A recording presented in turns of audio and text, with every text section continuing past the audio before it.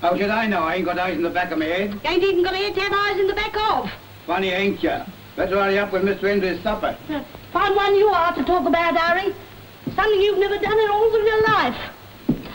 Harry, he says, lays down on the sofa, just like a man, expecting a woman to slave herself away to a shadow.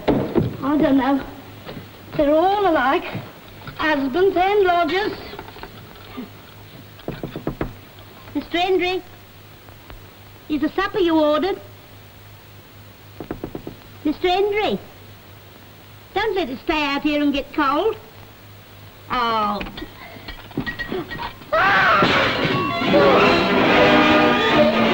What's happened? It's down there. What's happened? C'est Mrs. Sharp. Mais qu'est-ce qu'il y a? Qu'est-ce que vous avez crié pareillement? Fetch the copper, quick! Scotland Yard? Oh, Sergeant Hawkins, S Division speaking. There's been a murder. Man stabbed. 26 Brook Street, Hendon.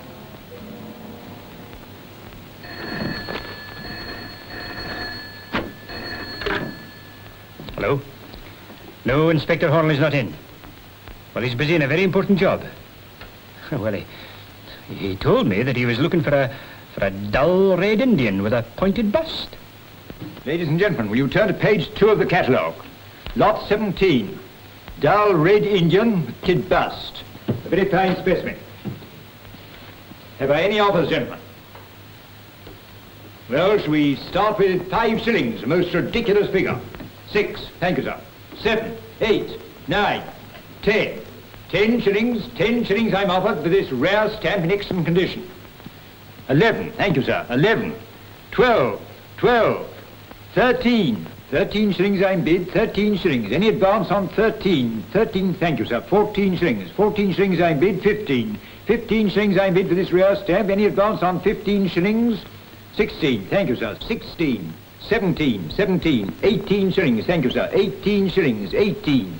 19 shillings, 19.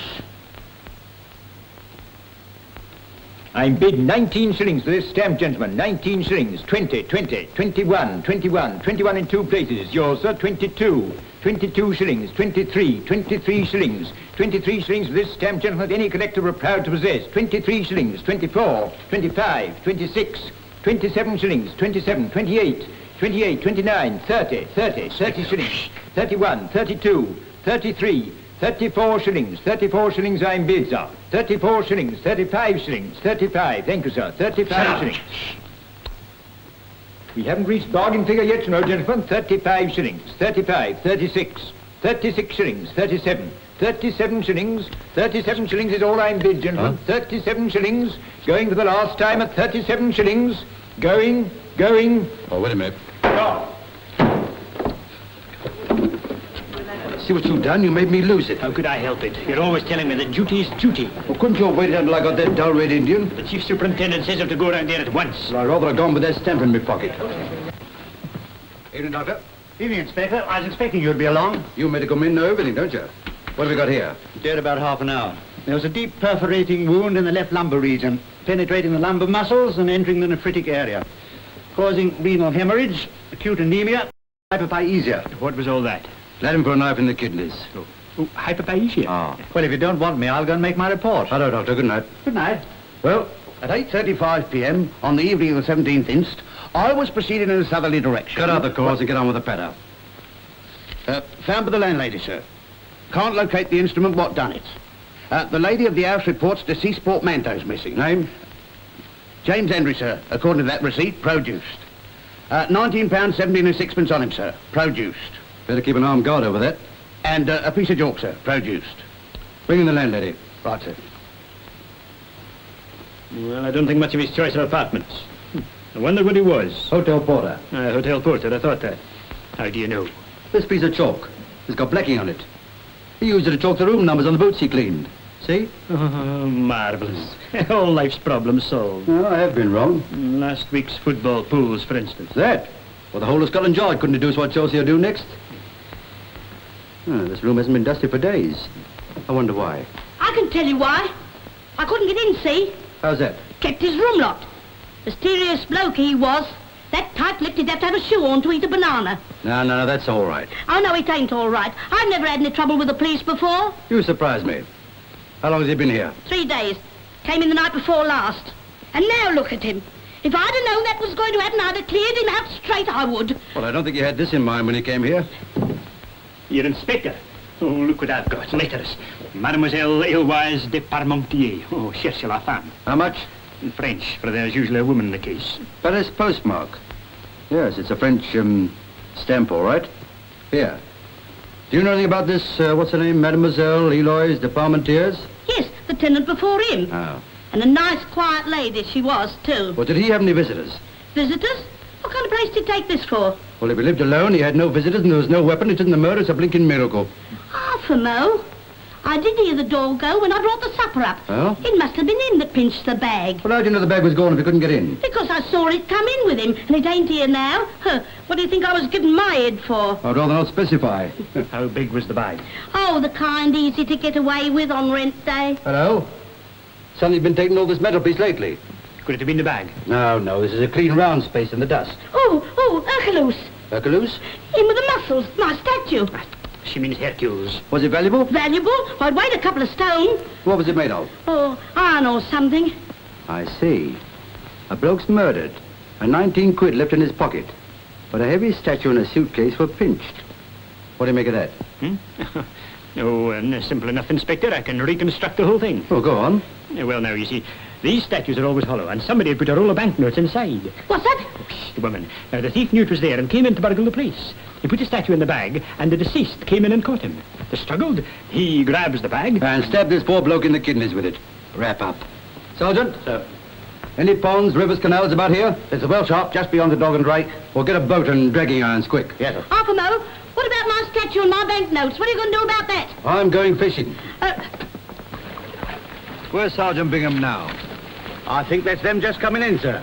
Well, about time, too. They've been gone about a couple of hours. Got anything, Sergeant? Only half the well sharp in the boat. All right, come along in. Right, sir. I don't know why these things always have to happen on a cold night. Well, we'd better turn it up till daylight. And we'll get more light on the scene. Here. Go on. Keep the boat steady, sailor. Yeah. Come on, this is no time for bathing. Come on, here we are. Wait a minute. All right. Something's caught my foot. All right, well, leave your foot behind. Go on. I can't move it, sir. Just a minute. Oh, Come on, come on. I've got it. Bless my soul, so you have. I thought I'd find it here. Well, don't stand there. Bring it along. Come on. Right. Give me a hand, Sergeant. Right. I'll put it up here. That's all right. I had a feeling it was a bag when I fell over it. Yeah. Oh, look. Here's Hercules. Hello. Here's a knife. Yeah, that could have done it. And if I'm not mistaken, it's a leather worker's knife. I thought that. Homemade, what's more. Whoever he is, he bought the blades in Sheffield and fitted them to his own handles. That's right. Why would he do that? Oh, I don't know. Like to work with something odd, I suppose, like me choosing you for an assistant. Anyway, it'll be easy to trace. Like a three-cornered cape or a tuppenny blue Mauritius. Now, I wonder what this is. Huh. Oh, it's an attache case, Inspector. Of course, strike me up a mulberry tree. Do you know what this is? It's an attache case. It's the budget bag. Look at that. What? The Chancellor of the Exchequer's budget bag. You mean the Chancellor of the Exchequer murdered that man? Oh, gosh, what a case. Don't be silly. It was stolen. Oh, there went our Pierce muzzle about this. Why would anyone want to steal an empty budget bag? Well, it wasn't empty when it was stolen. It had the budget secrets in it. We're all the same. Yes, and the budget speech is this week. Here, we've got to get a move on. Come, bring this along, will you?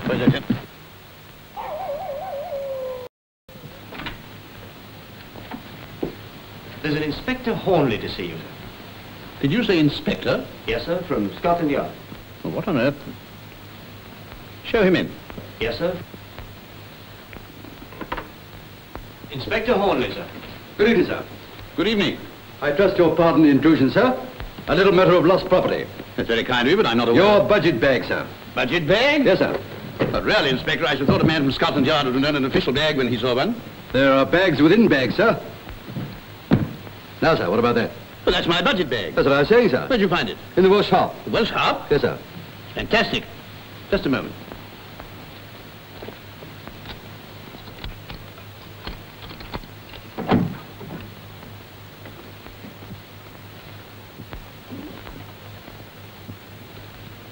There's my bag. Gobline O'Reilly. You really are Inspector Hornley. Well, I'm beginning to wonder myself, sir. Would you mind opening it? Certainly.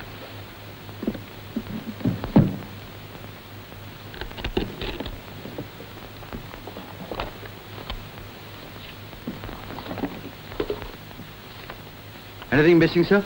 Nothing whatever. I see. It certainly is a remarkable imitation. Dench, have you any explanation of this? I, sir? No, just doesn't make sense to me. Why anyone should want to make a replica of my bag, I simply cannot understand. But they wouldn't have deceived me. I know that bag anywhere. Is that your bag, sir? Of course it is. You're quite sure, sir? My dear Inspector, I may be only a politician, but I can identify my own property. How, sir? Well, but that stain, for one thing. It's tea. I spilt some on it this afternoon. Yes, sir. But that's the dud. I mean, the duplicate. What's this? Yes, sir. Look. That's astounding. Now, sir, where did you spill this tea? The place called the Pheasant Inn. I usually drop in there on my way down here for a cup of tea each day. I think I've got it. Someone had switched the bags. When you were having your tea at the inn, it was the duplicate you had with you. That accounts for the stain. Yes, but the real one, where was that? Well, you see, sir, the thief was having a look at the documents. And when he'd learned all he wanted to know, he returned your property. In other words, someone is in possession of the budget secrets. I'm afraid so, sir. I don't like that, Inspector. Well, I'm not exactly ecstatic myself. Do you realize how serious it is? I make my speech the day after tomorrow and I can't change the budget. You must find this man. Very good, sir. I'll go down to the Pheasant Inn right away. It might be a good idea if I go along with the inspector, sir. I'll be able to show him exactly where you were sitting. Excellent. Mr. Dench is my private secretary. Might be able to help you. No doubt, sir. Fine, I'll get my hat. Oh, by the way, sir, was there any particular item in this budget which might make someone anxious to get an early tip? My good man, one glance at those papers would enable anybody with a knowledge of finance to make an enormous fortune. Uh-huh. At the same time, you might do irreparable damage to this country's credit and banking systems. Well, in that case, I'd better get hold of him before he lays hands on my post office balance. Oh, have you any idea, sir, who could have substituted the article? Not in the least. But it seems incredible to me that anybody should be allowed to rob the Chancellor of the Exchequer with impunity. Quite so, sir. Generally the other way around. Pheasant Inn? Let me speak to Miss Gordon, please. Hold on a minute. Is that for me? No, Mr. Gordon, it's for Miss Anne. Boyfriend, I suppose. Hello? Hello, Peter. I haven't time to explain now, but the police are coming down to your place and I'll be with them. All right. Yes, I'll come in and play cards another evening. Right. Goodbye. I'll be with you in a moment, Inspector. Well, hurry up then. Hello. I wonder what game he plays, sir. Rummy? Peter seems to be a man of few words. I can't understand what he meant. That's because he's a politician. Bill, Hmm? have you had any trouble with anyone lately? Is this just sisterly affection or curiosity? But have you? Only with the bank manager. He wouldn't look on an overdraft as an ordinary debt. Bill, I'm serious. The police are on their way down. How'd you know? Peter's just told me. Did he say why? No. What can they want at this time of night? Oh, they probably want a drink. Are you sure it's nothing you've been doing? Why should it be me? Do I look like a criminal? Oh, don't be silly. Only you have an unfortunate habit of getting yourself into jam. Go on, rake up everything I've ever done. You make me tired.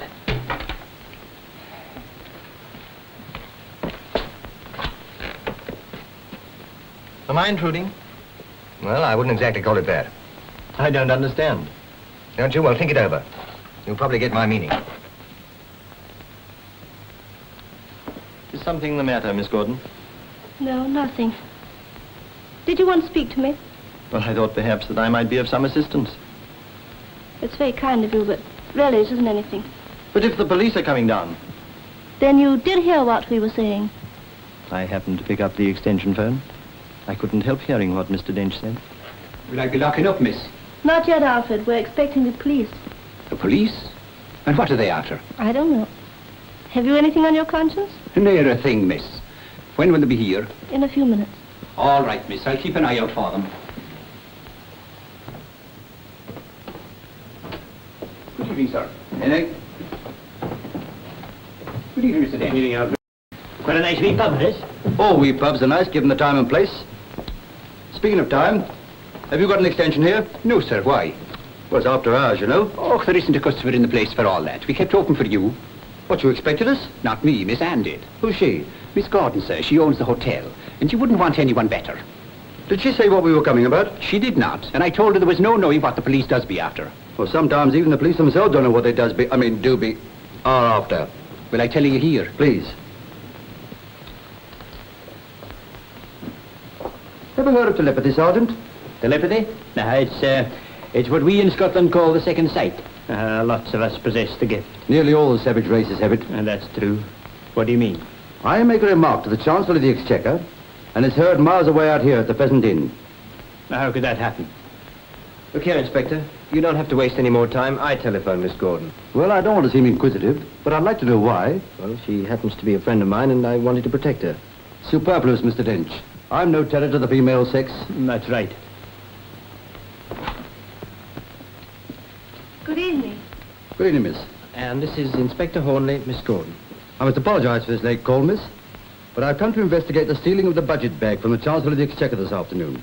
Peter, is this true? Yes, and the inspector believes that it took place here in the hotel. But how could it happen? Well, that's what I'm here to find out, miss. Are you the owner? Yes, my brother's a sort of partner with me. What sort of partner? Well, he has other interests that keep him busy. He's away from home quite a lot. Then you run the hotel yourself? Well, Miss Gordon has an experienced manager, a Mr. Whittens. Thank you. Were you here this afternoon? Yes, Did you happen to notice some tea spilt on the Chancellor's bag? everybody did. He was quite upset about it. I suppose you don't remember where he was sitting, do you? Yes, I do. I'll show you. Thank you.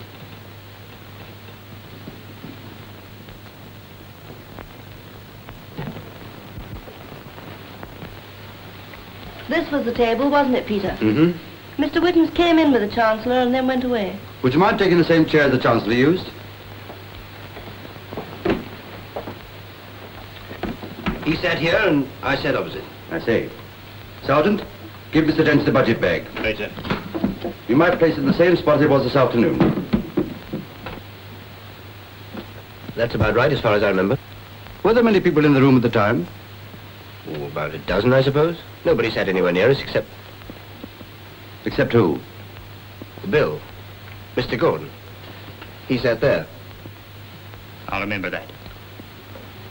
But surely the Chancellor wasn't wearing his coat at the table. No, he took it off before. What about his hat? Where did he take his coat off? Why, out in the hall.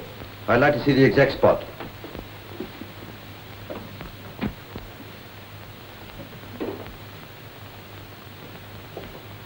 And the Chancellor always carried the bag himself, eh? That's right. Yeah, did you happen to notice Britannia's got...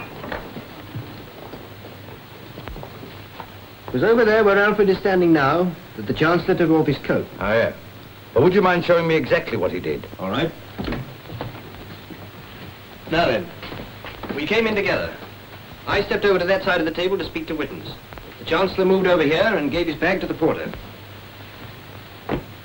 Then he took off his coat. The porter gave him back the bag, and we went into the dining room. That right, Porter? Quite right, sir. Only it wasn't me. It was me assistant and understudy, so to speak. Henry, his name is. Henry, that's the man. Your colleague, so to speak. That's right, sir. He always makes a dart at the important people. Beat you to the tip, eh? Where does he make his dart from? Where else but there? What about that door? Where does that lead to? It doesn't lead anywhere. It's just a cupboard where Henry does be keeping his brooms and brushes.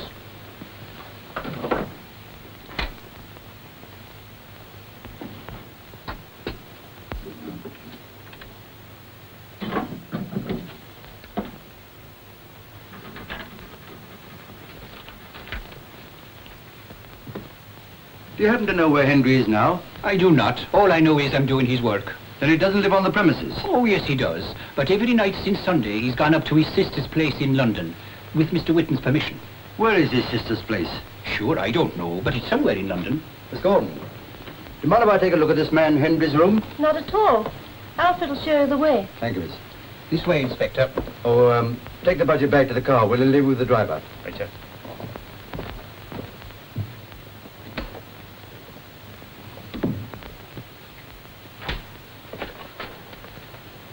Who are you?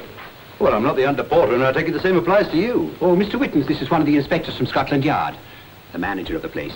May I ask what you want up here? Sure, hasn't the Chancellor of the Exchequer lost his little bag full of taxes? And he sent this gentleman to find it for him. The under porter's bedroom is rather a curious place to look. About as curious as finding the manager in it. Why, are you the valet as well? I'm just going to lock up the petrol pump, Inspector.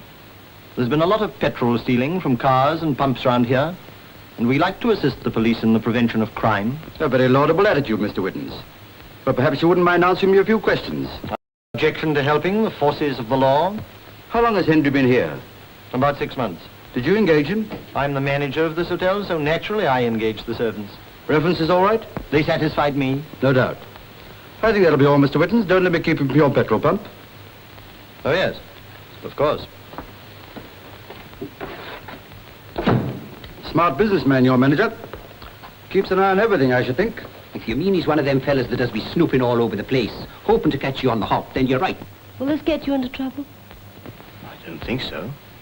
They can't possibly think I'm involved. I didn't mean that. I was thinking of your job. Darling, don't worry about that. The main thing is to keep you out of it. Do you know anything about what Henry does in his spare time? Divil a thing. He's never one to talk a lot. Ah. Uh-huh. That seems to settle it. Do you mean Henry done it? What'll I say to him when he comes back? When do you expect him back? He knows if he isn't back in time for the boots and knives at the crack of dawn tomorrow, there'll be the curse of Cromwell waiting for him. You're not Welsh by any chance, are you? Me, from Wales, with me name O'Callaghan. What kind of a detective do you call yourself? I'll be able to tell you that tomorrow night.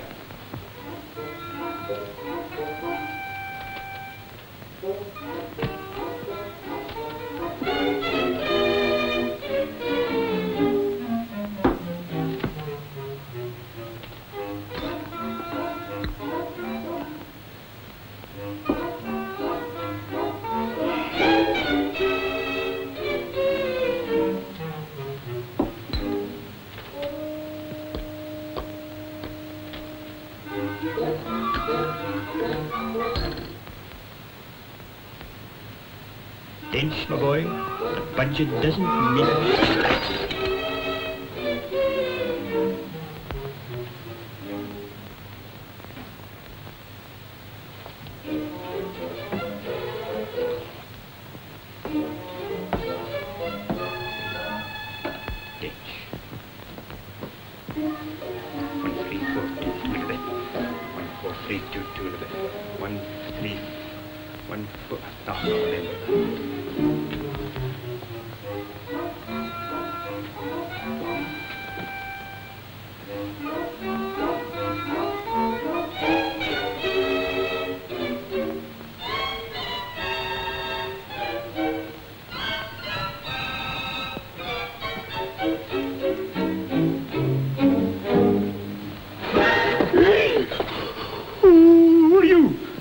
Allow me to introduce myself. Holt's the name, travelling representative of Messrs. Thurby and Smith, textile manufacturers. And what were you representing out there? I just stepped into the garden to see the curtains. Do you have to be in the dark to do that? It helps. You see, you can tell what sort the material is by looking at the light through it. Well, it looks pretty thin to me. Thick or thin, there's nothing I don't know about textiles. I can clothe you from the cradle to the grave, sir. Oh, could you? Well, you're a bit late for the first and a bit premature for the second. Here, Inspector. Come here and look what I found. Good evening, sir. Good evening. Who's this, Sergeant? Well, he says he's a travelling representative of the textile industry. Aye. And in my opinion, he's pretty strong in fabrications. Your sparring partner doubts my bona fides, sir. And who wouldn't? I found him cowering behind the curtains. I feel perfectly certain Inspector Hornley will be satisfied with my explanation. How do you know my name? Well, I must have seen you before, sir. And I always remember faces, even ordinary ones. Evidently, you don't remember me. I always go on the motto that some things are best forgotten, even if they can't be forgiven. Are you staying in this hotel? Yes, as a matter of fact, I'm hoping to have a few words with Mr. Gordon. Ah. Where is Mr. Gordon? In the bar, Inspector. I'll take you along. Thank you, it isn't necessary. I never had any difficulty in finding my way to a bar yet. That's right. Here, you try and get some interesting facts on the textile trade. They'll look well in your notebook. I will, sir. I'm just dying to interrogate him. Hello. Am I right in supposing all the gentlemen from Scotland Yard? Quite right, sir. You're Mr. Gordon, I presume. That's right. If I didn't know you'd come about the budget bag, I'd take you for one of the vice squad. Well, I hope it isn't familiarity that caused you to make that error. But how did you know I came about the budget bag? Mr. Dench has told me in accents of statesmanlike gloom, my sister in tremulous tones, and Mr. Whitten's been flapping about like an old hen. And in fact, you're the only one that doesn't care. Exactly, Inspector. I've made so little money in the past year, the budget doesn't mean a thing to me. I congratulate you. Now, sir, If you could spare a minute from this game of chance. Skill, Inspector. Look, I'm home. Yeah, but the point is, were you at home all the evening? No, Inspector, I wasn't. I took my sister up to town. She went to see some friends, and what do you think I did? I wouldn't like to say. I went to a show. A variety show. There's the counterpart of my ticket. That's the perfect alibi, isn't it? Yeah, it would be if this ticket came out of a time clock, which it doesn't. Have you asked our very efficient manager, Mr. Whittens, how he spent his evening? All in good time. Because when you do, ask him who he took up to London with him. Right. We'll go and ask him. Nothing would give me greater pleasure. Excuse me, Inspector, but it's getting very late. Can you tell us how long this investigation is likely to last? Well, the Chancellor's speech is the day after tomorrow. But if you'll answer me one question, we'll call it a day. Go on. Did you drive someone to town tonight? As a matter of fact, I did. Who? Henry. I picked him up outside the hotel and gave him a lift. I dropped him in Oxford Circus, and that's all. Well, I suppose you've got half a dozen witnesses who saw him get out and walk away. At least 50 people must have seen him. But they don't know it, and I don't know them. Was he carrying a suitcase? Yes? An old brown one. That seems to settle it. Well, now, I kept you all up pretty late, and it's only fair to tell you why. Sergeant Bingham, I want you to help me to demonstrate. All right, sir. Nothing like a good reconstruction. Now, get over there, will you? Now, you can be the Chancellor of the Exchequer. Now, according to Mr. Dench, the Chancellor came into the hotel this afternoon with the budget bag in his left hand. No, left. He handed the bag to the porter. And as he turned to take off his coat, the porter placed the bag down here behind this umbrella stand. After taking the coat, the porter produced a duplicate bag from here, which he had already planted, and handed it to the Chancellor, who went into the dining room. Go on. Henry then slipped into the cupboard with the real bag, where he made notes on the budget. And when the Chancellor returned from the dining room, he gave him back the real bag, having reversed the whole process. Face, and it's like one of them mediums at a seance to see you do it. Keep quiet, Alfred. You know, Mr. Whittens, if you'd had X-ray eyes instead of ordinary ones, you'd have seen the duplicate bag inside that old suitcase of Henry's when you drove him to town. Congratulations, Inspector. So the mystery is unraveled. I'm sorry to say it isn't, sir. You see, Henry wasn't the type of man who could plan a crime like this. He must have been acting for someone else. Someone who needed money pretty badly. Or someone who saw an opportunity of making big money. Or again, someone who needed money to get on in the world. But whoever he was a man of education, who could organize and plan every detail. I don't want to teach you your job, Inspector. Oh, I'm always ready to learn. It seems to me you should find Henry and get the truth from him. I'm afraid that's impossible. Why? Because Henry was murdered at a few minutes after 8 o'clock this evening. Now, this isn't what you might call a pleasant sight, but it's the knife that killed Henry. Has anyone ever seen it? Or one like it before? No? Ah, well, I didn't expect any other answer. Mr. Dench, would you mind driving me back by the Chancellor's house? Certainly. Sergeant, get back to the yard in the car. Put this in the bag and hand the whole lot over to fingerprints. Right, sir. And look sharp about it. Yes, sir. Tell him I want to report first thing in the morning. Yes, sir. Good night, Miss Gordon. Good night, all. I expect we shall meet again very soon. Good night. It's a funny thing. The first time I'm giving a car to myself, and it breaks down. Well, I can't think what's wrong with it. Have you any petrol? Oh, I filled up before we left the yard. Never mind. Look and see. I know I took on 10 gallons. Blimey, it's empty. It's what? Sergeant, listen, this is a miracle. I could swear Oh, wrap up. Well, so if it's a taxi, Sergeant. No, they might not allow it in my expense sheet. Now, walk to a bus. Well, what about this here statue? Gonna take it with you? What? Me lug that thing all over London? What do you think I am? Monumental Mason? Will I come with you, Sergeant? What for? Well, it's this alley. It's a bit morbid. What's the matter? Afraid of being left alone? Not me. It's you I'm thinking of. All by yourself. With that there bag. You listen. Many's a winter's night I've tramped the lonely moors of bonny Scotland. And it's not likely I'd be frightened in a dirty wee London side street. You stay here and take care of that statue till I send you some petrol. Yes, Sergeant.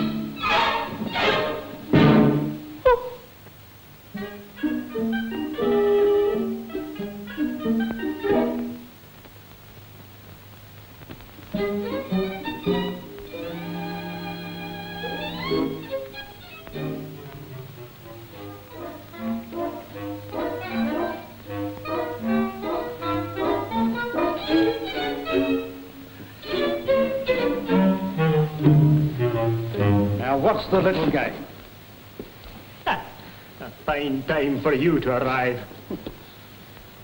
But what's it all about? Don't bother me. Huh? Oh, I see. You want your little button. Don't touch it. Now see what you've done. You've ruined the fingerprints in my clue. Oh, it's a clue, is it? Who do you think you are, Charlie Chan? I'm Sergeant Bingham of the CID. An attempt has been made in my life, and as usual, the man in uniform turns up too late. Is that so?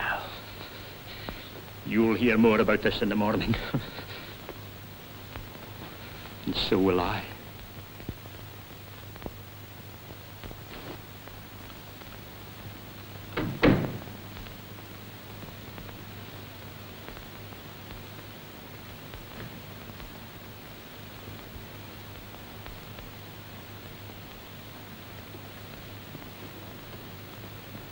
Go on. Say it. Say what you're thinking. There aren't any words for it. Not in any language. I'm very sorry, Inspector. You pestiferous, elongated, flat-footed, bald-headed bunch of haggis. Why didn't you stay on your own native heat, tossing the spawn and whacking your tom-toms, instead of unloading yourself on the long-suffering English? Bite that off at the root, and you couldn't hurt me more. No, thanks. I'm a vegetarian. Well, what happened? Well, I was wandering down the alley, as blithe as a wee lark. And all of a sudden, it seemed that Ben Nevis up and hit me. And then all I remember is 3 ladies in white singing Auld Lang Syne. Any idea who attacked you? No. But I've got a fine clue. What? Fingerprints under that awning? No. A button. I found it beside me when I woke up. Now all I've got to do is to find the owner. And you can sew it back on his coat, I know. But what were you doing in that alley? Well, it's a long story. But if you'll only be patient, I can reconstruct the whole occurrence. Oh, wrap up. Oh, but how was I to know they'd follow me? How? Now listen.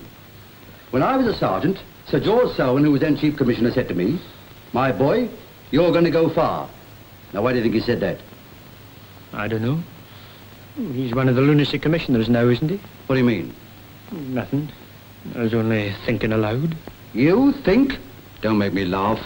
If you were a stamp, you'd be a perforated forgery with a fake postmark and no gum. I swap you for a cigarette card. Well, I never thought you'd be so hard. Me hard?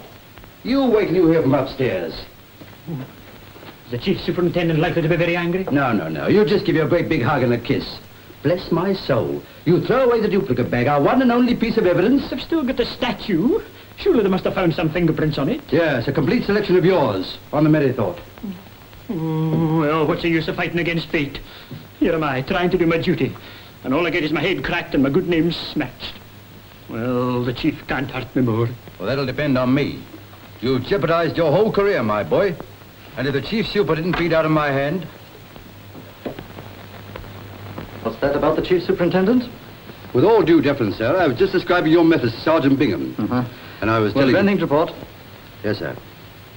I'm afraid we've lost that duplicate bag. You what? Lost it? Yes, sir. Oh, good heavens, man, how? Well, sir, in a manner of speaking, it was my fault. Oh, come to the point, man. Was it or was it not your fault? You see, sir, I was too trusting. Well? I allowed Sergeant Bingham to bring up that bag by himself, and he was savagely attacked. You've been long enough in the force, Hornley, to know that if you want a thing done, you must do it yourself, and not leave it to a simple Scot. Oh, there it is. Badly hurt, Sergeant? Oh, I can carry on, sir. Go on, sir. It may have been partly my fault. I wouldn't like you to blame the inspector altogether. No, it's very nice of you, Sergeant. Still, I'm afraid I must take the blame. It was my responsibility. Well, never mind whose fault it is. The point is, the Chancellor makes his speech tomorrow. And before he gets up in the House, we've got to find the murderer. Tomorrow? Yes. Can you do it? Well, if I could guarantee that, sir, I'd be Chief Superintendent myself. Still, I can try. Mr. Whittles to see Inspector Hornley, sir. All right, I'm just going. Bring him in. Don't let Bingham do too much, till he's all right in the head. Don't you worry, sir. I'll look after him. Well, you certainly did me a good turn there. Esprit de corps, my boy. What do you say? French for the old school tie. Good morning, Inspector. Good morning. What can I do for you? I may be able to be of assistance. Well, I could do with some. Sit down, will you? Thank you. What I'm about to say might give you a wrong impression. Ah, I see. You know something about someone. That's right. But I wouldn't like you to think... I never do. Go on. Well, about 3 weeks ago, I was asked if I knew the name of any leather worker who was good at his job, but in a small way of business. Who asked you? I hardly like to tell you. I see. You come all the way from the inn to tell me you hardly like to tell me. Well, I'm afraid you might think I had a personal bias against this man. You needn't worry about that. I won't consider the point. Well, it was Mr. Dench. Was it indeed? Did he give any reason? He said he wanted the budget bag repaired. Where did you send him? A man called Parkinson, 104 Shepherd's Market. Nothing wrong with your memory, is there? I thought you might be doubtful about my story. So I brought along Alfred. He heard Dench ask me. That's very thoughtful of you. You corroborate this statement. Yes, sir. Mr. Whitten told me I had to come along. But I hope I'm not getting Mr. Dench into a hole. No. Nice gentleman, Mr. Dench, isn't he? Very, sir. Has a certain affection for Miss Anne, I believe. Yes, sir. Well, I can't say I blame him. Well, gentlemen, if you've nothing further to say, I won't detain you any longer. I can tell you where Mr. Dench lives. Don't bother. I already know. Bingham, show these two gentlemen out. I hope I've done the right thing. You've done all I would have expected of you, Mr. Whittens. Good day.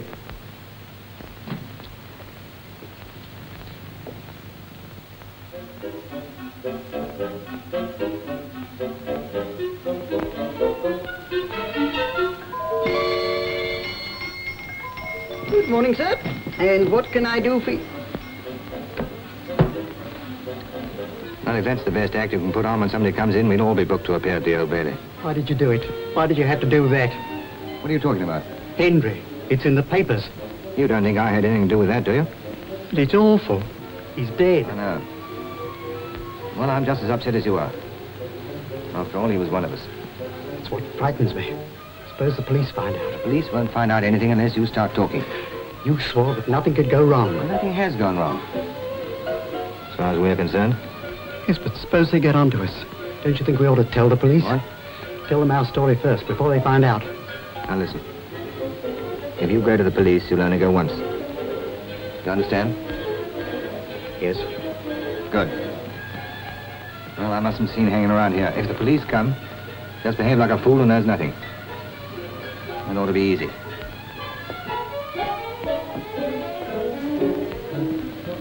Why don't you go away for a holiday? Holiday? Might be good for your health.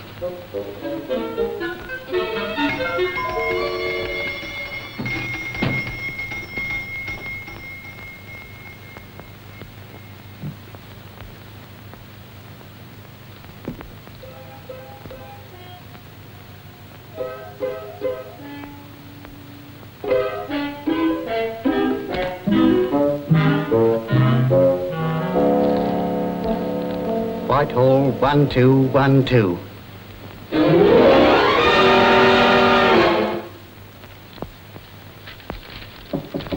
Come in. Good morning, Mr. Dench. Oh, good morning, Inspector. You're about early? Oh, we don't call this early over the yard, sir. Tell me, is there any news? No, not yet. Well, there are one or two things I'd like to ask you, if you don't mind. Certainly. Won't you sit down? Thank you, sir. I'm sorry to trouble you, but it's rather important to get all the facts. And there's something I want to check up on, about this budget bag. Oh, yes? I understand you had it repaired lately. As a matter of fact, I did. Why? Well, you didn't think of mentioning it last night, did you? Oh, that was a month ago. Never occurred to me to have any connection with last night's affair. It's a clue, Mr. Dench, and clues are what we are looking for. Yes, of course. Tell me, how did you find out? By listening. Some of your friends are so fond of you they can't stop talking about you. Well, they certainly haven't wasted any time about it. Cigarette? No, thank you. You don't mind if I do? By all means. Tar. Nice girl, that Miss Gordon. Oh, yes, very. I understand you and she hope to get married one day. Well, I really don't see what my marriage has to do with the budget. Oh, don't you? The budget's got quite a lot to do with matrimony. For instance, they make an allowance for a wife, don't they? And then there's the little ones. Well, that's very kind of you to take so much interest in my future. Oh, under my somewhat rugged exterior, there's quite a lot of romance. Getting married soon? When I'm in a position to. And very sensible, too, if I may say so. Gives you a motive to get on, doesn't it? I suppose you know quite a lot of people who are well up in the financial world. Yes, of course. Now, listen, Inspector. It must be obvious to a man of your intelligence that I wouldn't go to the inn to steal the budget secrets. Why, they're at my elbow every day in the Chancellor's house. You know, it's a funny thing. But whenever I arrest a man for a crime, he always starts by telling me of a dozen ways he could have done it, and never by any chance of the way it was done. Are you going to arrest me? Silly. Of course not. I wouldn't dream of such a thing. All the same, I'd like you to come along with me. Where to? To this Mr. Parkinson. He'll be glad to see an old customer. Oh, very well.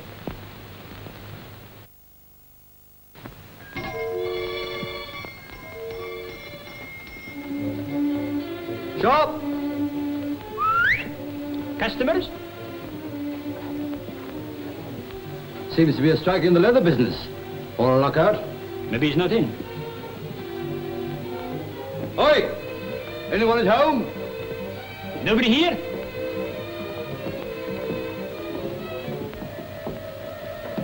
Funny smell. Wonder what it is. Cheese. Oh, no, it's not. I know. It's leather. Go on. Well, did you find anything? Only that Mr. Parkinson isn't in his bar. Is that the bathroom? Yes, in a manner of speaking. Yeah, you better go and... Hello? That's funny. What? Look at that. Oh, what about it? Well, at least we know that he left suddenly. Just what I was thinking. How do you know? Well, he left this off the hook. Hello. Hello. Go away. Hello, is exchange? Yes, I know. How long has the receiver been off? Inspector, quick!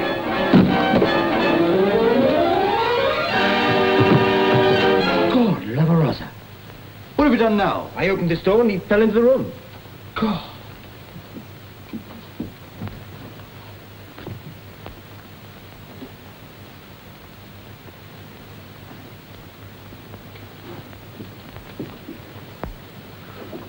Why did you come in here? I was looking for Parkinson. You found him, all right. You don't suppose I'd be mad enough to kill a man with a couple of detectives at my elbow, do you? Don't ask me, I'm only a policeman. That's right. Ever seen anything like this before? The other man was killed with a knife like that. How do you know it isn't the very same knife that killed Henry? Well, I hardly think the inspector would have given it back to the murderer. Besides, every knife on that bench is exactly the same. You seem to know all the answers. Ever been in here before? Nope, only in the shop. Take it, will you?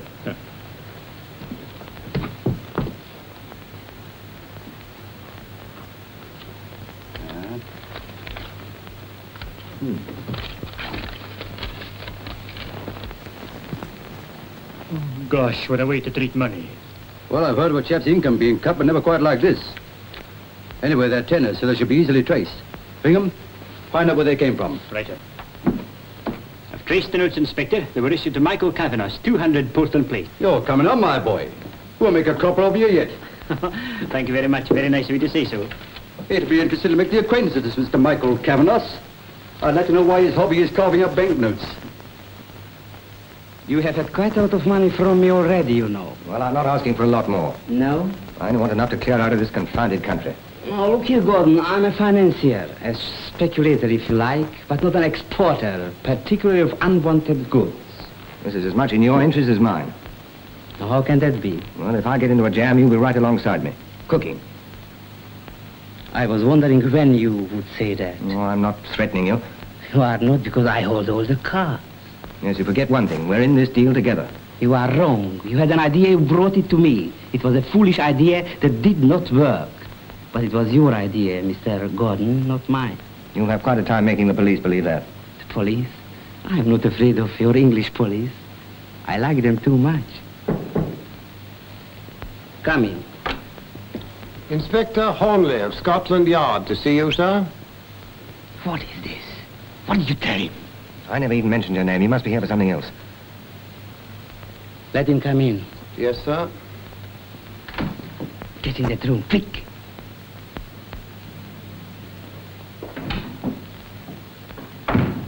Inspector Hornley and Sergeant Bingham, sir.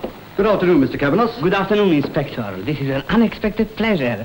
I have never met anyone from Scotland Yard yet. Well, if I'd known that, I'd have brought along the Chief Commissioner. As it is, I'm afraid you'll have to put up with Sergeant Bingham. How do you do, Sergeant? I often see how much I like the English police. British. He's a foreigner, sir, like you. Well, now, after all these little pleasantries, what about getting down to business? Well, gentlemen, would you like to have a drink? Indubitably. Just a But not just now.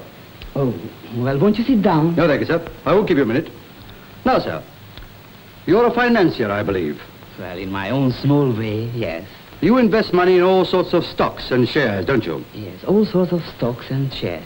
And commodities? Wheat, oil, rubber, copper? Yes, yes. And leather? I beg your pardon? I don't quite understand. Why, it's quite a simple question, isn't it? Have you had any dealings with a Mr. Alexander Parkinson of 104 Shepherd's Market? Alexander Parkinson?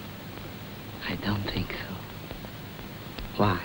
Because he was murdered a couple of hours ago. I fail to see how that can concern me. And I take it you didn't know him. I never heard of him in my life. But it may surprise you to know that £200 in banknotes was found on him. Why should it surprise me? Because those notes were issued to you a month ago by the Southern County Bank. Oh, that might well be. I have many dealings, you know. In the course of a month, I could have paid them to one of 20 people. Well, don't you keep a record of the numbers? Never. I am perhaps what you call a bit careless about money. Prodigal, I call it. However, here are the notes. Now, perhaps you'll observe that they've been torn in half. How odd. I cannot think of a reason for doing such a stupid thing. Can't you? I can. It would interest me to know. I prefer to tell my bedtime stories to a judge and jury. I'm afraid I won't be there to hear you. That's a pity. Still, if you change your mind, I'll be happy to reserve you a seat. It's very kind of you, Inspector. I'm sorry I could not give you more information. Don't you worry, Mr. Kavanagh. You've given me quite a lot, thank you very much. Good day. Good day, Inspector.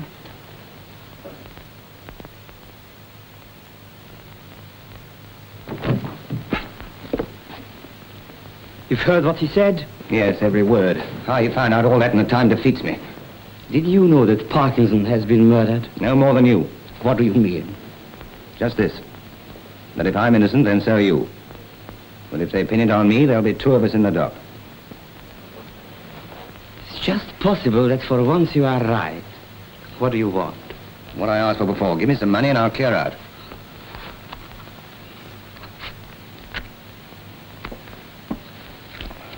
You don't expect me to get very far, do you? I have no more treasury notes, and I shall not give you banknotes that Inspector Hornley can trace.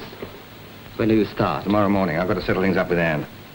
Gordon, does she know anything? No, and she's not going to either.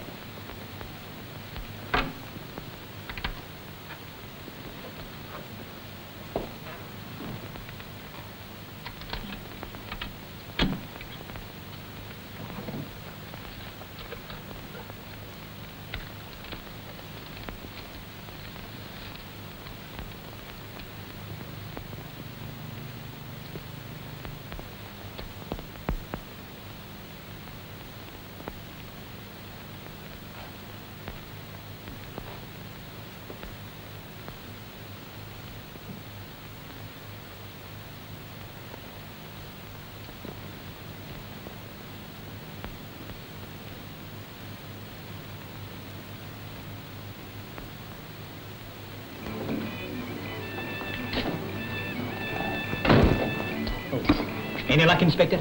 Do I look as if I've been lucky? Blind old Riley, what a day. Did you get anything at the stock exchange? Only a lot of stories I can't repeat. But I found out one thing. What's that? There's been no unusual speculation there. That means the thief is afraid to use his knowledge. Well, that's one feather in their caps. Well, you can stick your feather where you like. What I want is the murderer.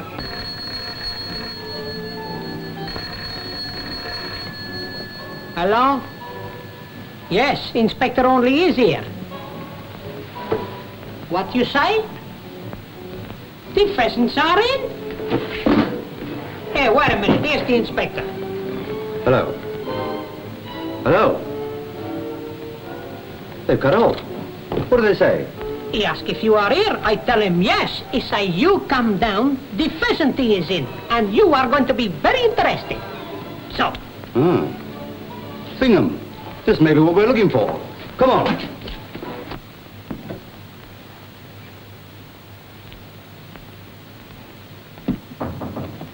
Come in.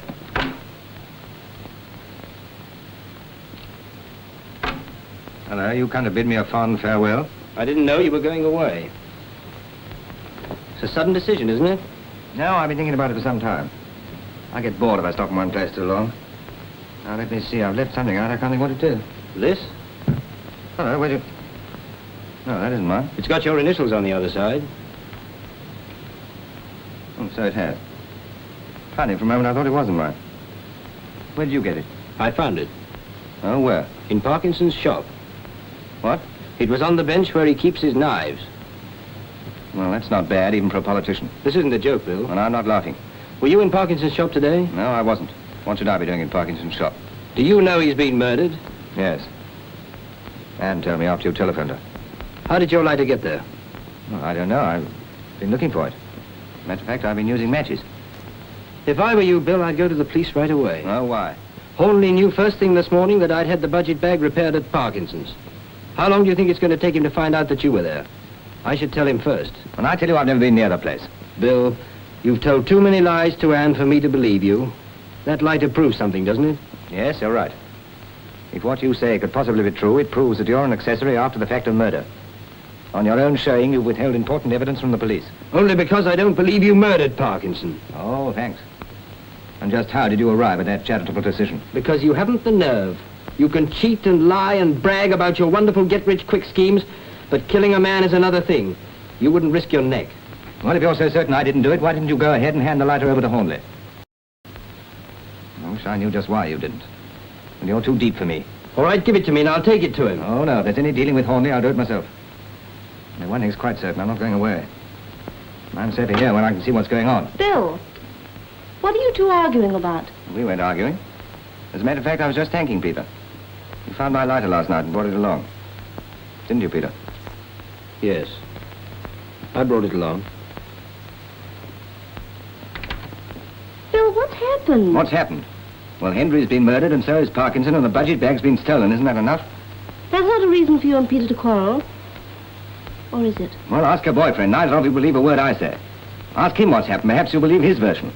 And to get out of here, I've got enough to put up with as it is. Go on, get out.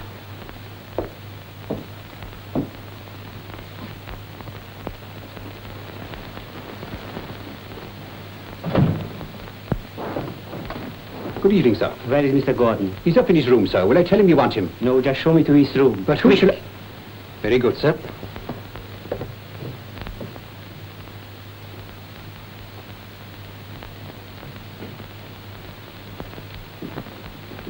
This is his room, sir. What name will I say? Never mind.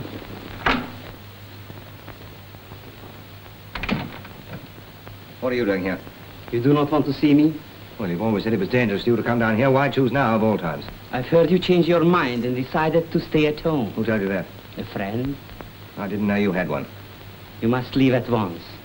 And I suppose your friend thinks that too.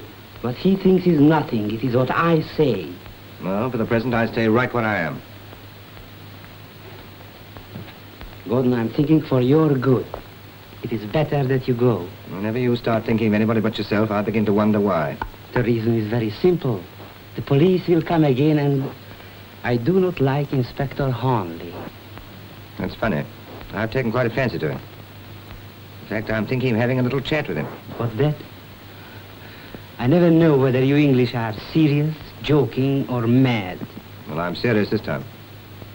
It's got me down. Yesterday, it seemed quite easy. Today, it's beyond me. You think it'll be easy if you tell the police? No, it won't be easy, but it's the best way out. I've been thinking things over. Very well. But don't be too hasty. Let me think also. Well, I'm not stopping you. I think much better if I have a glass in my hand. There's a bell over there if you want me. Thanks.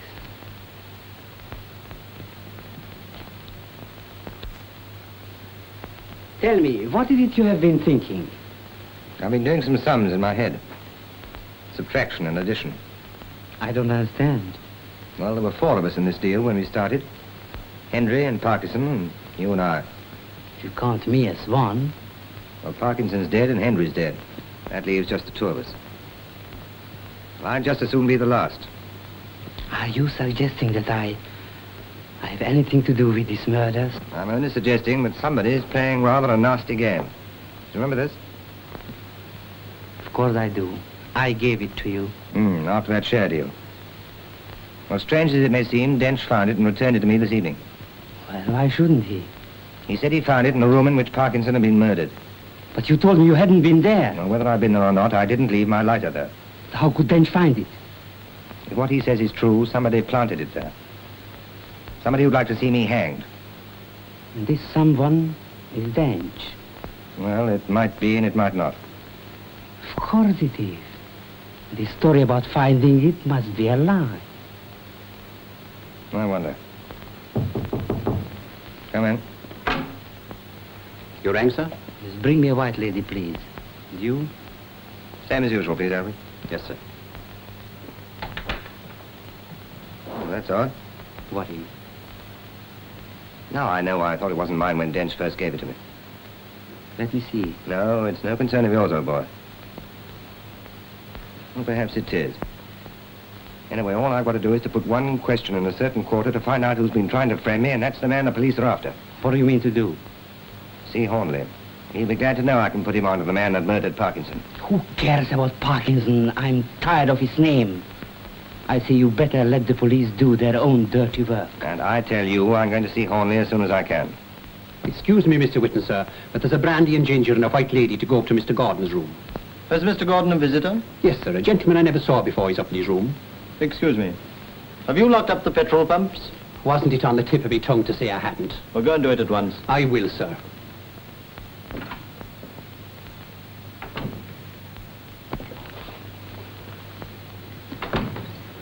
I'll have one while you're at it. It's against the law to serve you at the bar, but I'll send one to your room. Okay, I'll have a bitter. Very good, Mr. Holt. In a mug.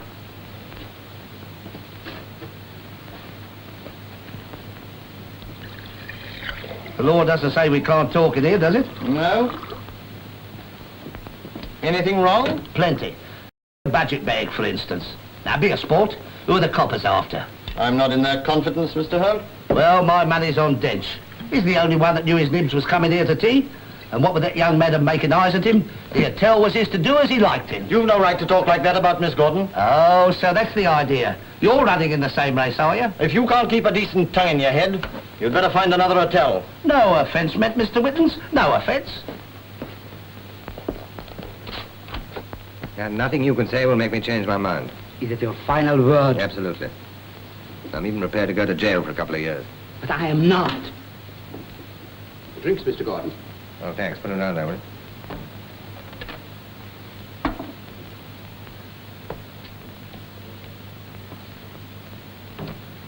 No, my friend. I don't want to go to jail. And I will do a great deal to keep out. As far as I'm concerned, you can do what you like. Oh, Mr. Whitten, has my brother come down yet? He's still in his room, Miss Gordon. Thank you.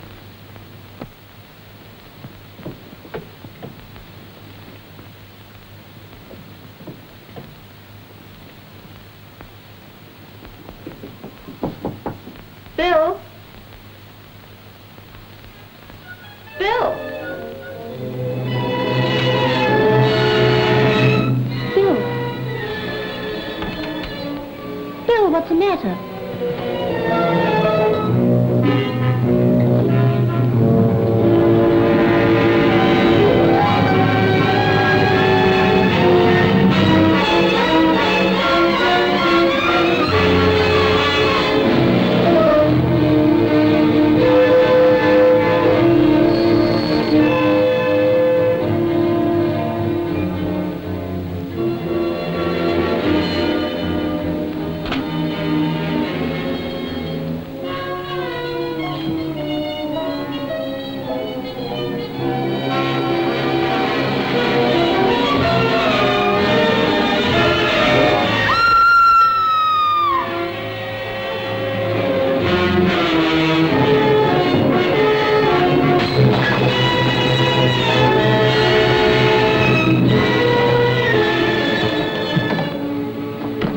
You're in a hurry, Mr. Cavanos? Yes, I heard a scream downstairs. Well, I heard one upstairs. Hold him. And don't let anybody up or down these stairs. What's happened? I don't know. I heard her scream, and by the time I got here, she'd apparently fainted, and he was like that. Get her out of here quick. Force your covers. Is he dead? I'm afraid so.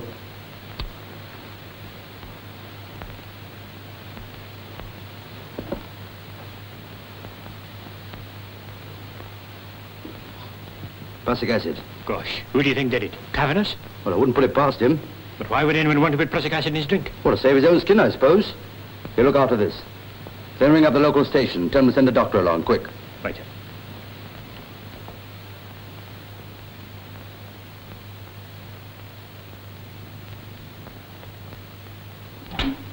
Inspector, Miss Gordon just told me a man came into this room after she found Bill. What's that? She noticed a scarf lying on the table. Just as she picked it up, this man came in and snatched it out of her hand. That's all she remembers. Is that so? Here, you better come downstairs with me. Look here, Sergeant, you can treat these people as you like, but I am a man of influence. I am well known. Not as well known as you will be, Mr. Kavanagh. You'll be on every front page unless you do a bit of explaining. But I know nothing.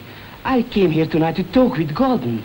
Then I left him, I came downstairs. Because you heard screams all over the house. No, I realized I have forgotten my scarf. So I went back and I found Gordon in the chair, his sister by him. She screamed. I was frightened and ran away. But that doesn't explain why you came here tonight. To have a friendly chat with Gordon. I happen to know that's not true. How do you know? Alfred told me he heard them quarreling. What about? Just when I went in with the drinks, they were disputing about a deal, they called it. He doesn't know what he's talking about. Yeah, but I do. There were 4 of you in that deal. Hendry, Parkinson, Gordon, yourself. And 3 of them have been murdered. Only you remain. I didn't do it. I will tell you the truth, the whole truth. It'll be very unpleasant for you if you don't. Gordon owed me money. He couldn't pay. He promised to get me some advance information concerning the budget in exchange for his debt. But he planned it all. But you gave him £200 to have the duplicate bag made, didn't you? But I had no idea what the money was for. I couldn't trust him, so I tore the banknotes in half. He was to have my half, and he gave me the information. You're wasting your time, Inspector. Just a minute, Mr. Dench. Dench! So you are the man who was Gordon's enemy. What are you talking about? Inspector, there is the murderer. Only tonight Gordon told me you tried to frighten him by saying that you found his lighter at Parkinson's shop. What's that? It's a lie. When I brought his lighter here, I was trying to keep him out of the mess you made for him. But if you found the lighter in his shop, why did you hide it from me? Because I thought Bill had been up to something, but I knew he wasn't a murderer, and I wanted to protect Miss Gordon. You know, you're a public menace, Mr. Dench. You seem determined to defend one woman until every man in the case is killed. Well, I've nothing to fear. Well, all I can say is you've got more courage than sense. Is that the lighter? Yes. And Gordon said something very curious about it. What was that? He looked at it closely, and then he told me that when Dench gave it to him, he told it was not his. Did he say why? No. But he said that now he could trace the man who left it at the leather shop. Did he indeed? Did he say anything else about Mr. Dench? Yes, that they had a quarrel. But he could not say any more because at that moment the porter brought us our drinks. You were in Mr. Gordon's room twice, weren't you, while Mr. Kavanagh was there? Yes, sir. I took the gentleman's order. Mr. Wittens mixed the drinks, and he gave them to me to take up after I'd locked up outside. Do you agree with that? Alfred's account is correct, Inspector? That's the way to give evidence. Now, I have one other question to ask, Mr. Wittens. What did you do when you left my office this morning? I came back here. Can you verify that? Yes, sir. He was on his way when I went to catch me bus. Oh, then you didn't come back together. No. I had some business to do. I'd forgotten that. I don't know what your business was, but when you were doing it, Parkinson was murdered. I imagine that at least 2 million other men were going about their business in London at the same time. That's true. But they didn't know Parkinson, and I believe you did. I knew him well. I sent Mr. Dench to him. Have you been in Gordon's room tonight? No. Then I take it that nobody but Mr. Kavanagh and Mr. Dench have been there since Gordon was killed. Mr. Wittens, you were here when Henry changed the budget bags and could have seen the switch. You afterwards drove him to town. But we've only your word for it that you dropped him at Oxford Circus and didn't follow him and kill him. So that's what you think? Also, when I was here last night, you heard me say that I'd found the bag in the Welsh Harp, didn't you? I did. Now, you could have drained the petrol from the car and attacked Sergeant Bingham in order to get the knife, which, being of a very unusual pattern, could be easily traced to Parkinson. So far, I follow you, Inspector. The next thing was to be sure of silencing Parkinson. And you were on your own in London when he was killed. This is all very interesting. Tonight, hearing Gordon say that he could trace the man who tried to frame him with this, you could have killed him as the other men had been killed. Very clever deduction, Inspector. But all you've said could equally apply to Mr. Dench, or Alfred, or even Mr. Holt. Seeing my name's been brought into this, Inspector, I'd better tell you who I am. You don't need to. You're a private detective from the Circle Agency. Your usual line is divorce, and you're known as Keyhole Charlie or the Correspondent's Curse. And what's more, you're the 5th man in Mr. Kavanagh's syndicate. Oh, no. I was sent here by Mr. Kavanagh to keep an eye on Gordon to see he didn't do a bit of double-crossing. And if you want a tip from a fellow detective only, Dench is your man. He talks a lot about protecting his young lady, but I'll bet he was trying to protect himself. I wouldn't bet on that. If Mr. Dench was protecting himself, he wouldn't have brought the lighter back to Gordon. He'd have turned it over to me. I tell you, Inspector, it must have been this man. He was in the room when Bill Gordon died. But I didn't kill him. I believe almost anything of Mr. Kavanos, but I can't believe he attacked Bingham when he couldn't have known we had the knife. As for Mr. Holt, he didn't know I was going to Parkinson. But you did. Have you anything else to say? If I'd been going to kill Parkinson, would I have gone to the yard and told you about him? And if I'd been going to kill Gordon, would I have telephoned you to come down here? Why did you telephone? Because I knew Bill Gordon meant to run away. I thought it was you who phoned. I've been waiting for you to say so. I'm sorry to have had to use you to prove that only one man could have committed all 3 murders. And that man is you. What's that? Every word that I've said to witness applies to you. You weren't in the original syndicate, but you saw Henry change the bags, thought you might benefit, and so you killed him. It's a lie. Ever since you knew I'd found the knife, you've been trying to save your neck. When you left my office, you knew I was about to go to Parkinson, who could tell me he'd given you the knife. So you killed him. And tonight, when you realized that Gordon could trace you by the lighter, you killed him. You're crazy. I tell you, you're wrong. Mr. Witness said anyone might have done it. Didn't he mix the drinks? And wasn't Holt in the bar with them? And the foreign gentleman up above in the room? Any one of them could have put the poison in the brandy. How do you know there was poison in the brandy? The other men were killed with a knife. Nobody said how Gordon died? I thought... No, you knew because you put the poison there. So you think yourself clever tricking me into saying something I didn't mean? Only because I already knew that you'd killed these men. And how did you know? From this. If you look at it closely, you'll see that it has a luminous dial and plain hands. That means the glass and hands have been broken, and new ones put in a hurry. Evidently, the jeweler had no luminous hands in stock. You'd broken this watch, and not wanting a row from Gordon, you had it repaired on the quiet. And it was in your pocket when you killed Parkinson. Then you had what you thought was a brilliant idea, to leave it there in order to throw suspicion on Gordon. It's a pack of lies. Oh, well, if it is, we can easily trace the jeweler. He'll tell us.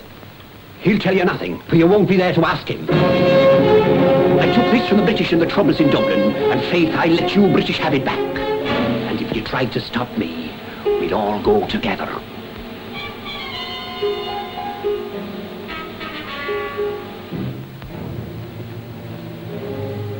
Stay where you are.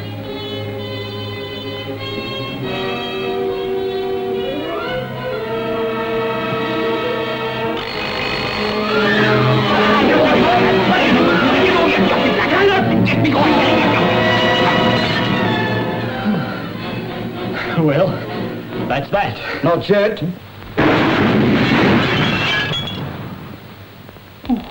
What'll I do now? Well, I think you better try a spot of reconstruction. Well, it was a neck-and-neck race, but we won. There's only one thing that I regret. What's that? My wee clue. You know, I never found the owner of it. I sometimes think I'll never make a detective. Oh, yes, you will. You'll make a perfect sleuth. Complete to the last button.